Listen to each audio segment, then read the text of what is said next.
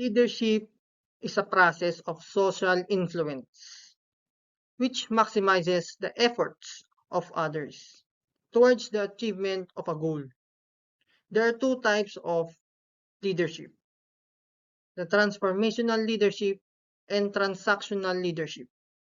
Transformational leadership inspires others or followers through a compelling vision and shared values. Leaders foster commitment and unity by aligning the team's purpose with these values. Additionally, they lead by example, demonstrating the behaviors they expect from their team or followers, just like what Nelson Mandela did.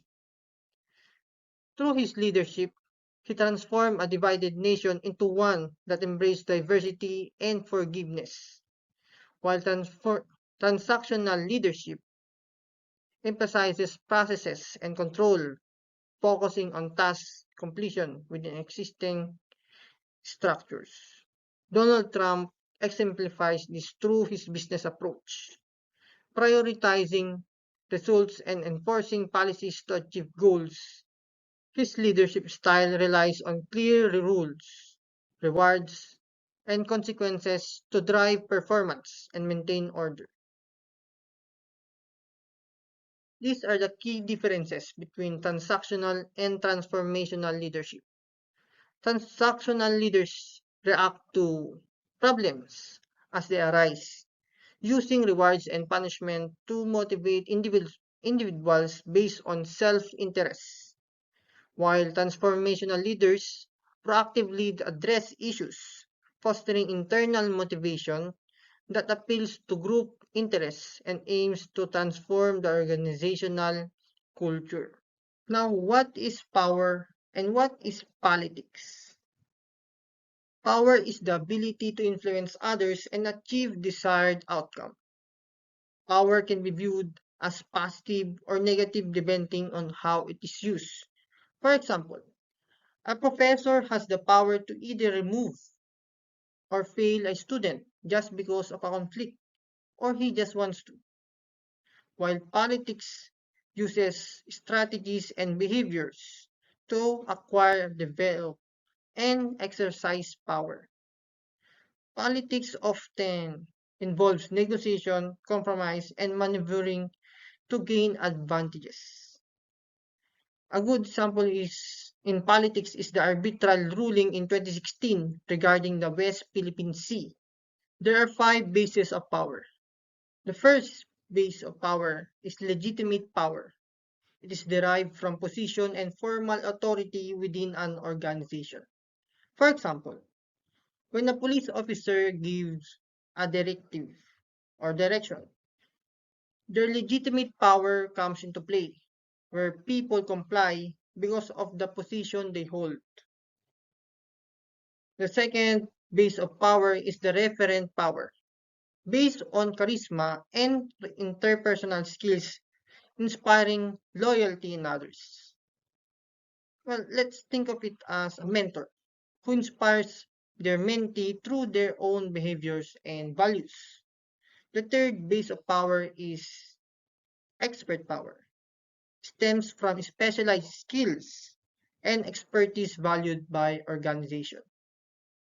A seasoned software developer advising the team on coding practices demonstrate an expert power. Reward power. It is the ability of the power wielder to confer valued materials rewards determines reward power. It refers to the degree to which the individual can give others a reward of some kind, such as benefit, time off, desired gifts, promotion, or increases in pay or responsibility.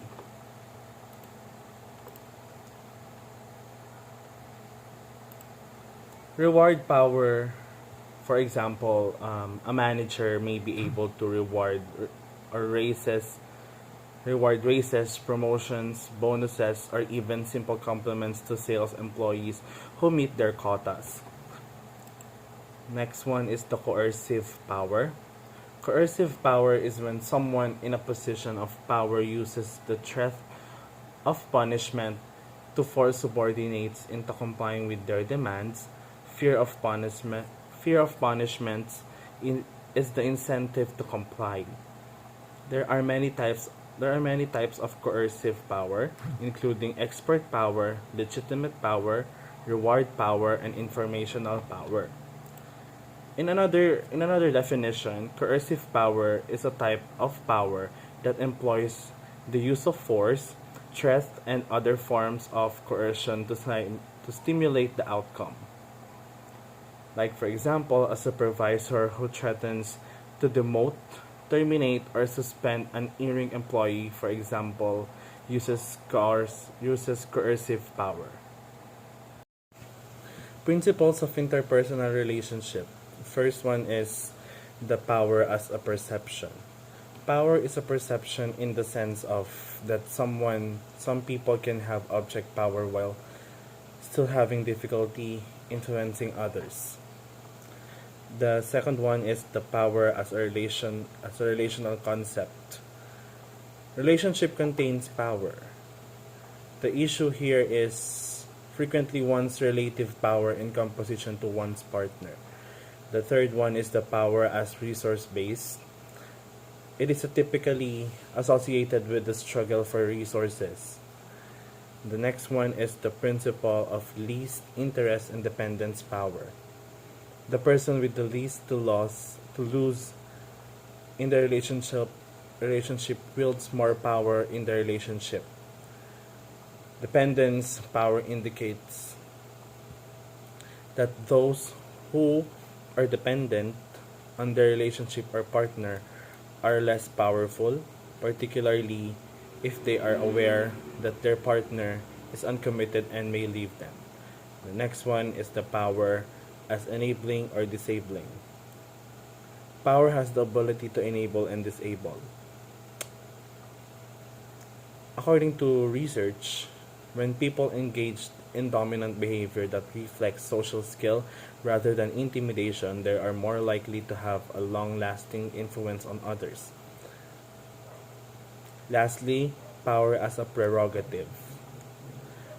According to the prerogative principle, the power the partner of the partner with more power has the authority to make and break the rules. Powerful people can break norms, break relational rules, and manage interaction without facing the same consequences as powerless people. Power has several positive effects. It leads people to take action, increases their sense of control, and shape their worldview. Power also energizes thoughts, speech, and action, and directs individuals towards goals associated with power, roles, and tasks. Additionally, power enhances confidence, self-regulation, and prioritization of efforts towards achieving goals. Power also enhances the focus on agency, which is the ability to act and exert control rather than communion, which is the ability to connect and relate to others. Furthermore, power interversions targeting public policies can promote non-targeted and long-term pro-environmental behaviors. Activation of customer power before a service encounter can lead to less negative behavioral manifestations. Negative effects of power. Power Powerful people are prone to take risky, inappropriate, and unethical decisions, overstep their boundaries, and they also tend to generate negative emotional reactions in their subordinates, particularly when there is a conflict on the group. Their self-evaluation become more positive while their evaluations of others become more negative. Power also tends to to weaken one's social attentiveness, which can lead to difficulty understanding on others people point of view. Powerful people also spend less time collecting and processing information about their subordinates and often perceive them in a stereotypical stereotypical fashion. Lastly, the power tend to use more coercive tactics, and it believed that non-powerful individuals are untrustworthy and the value work and ability of less powerful individuals.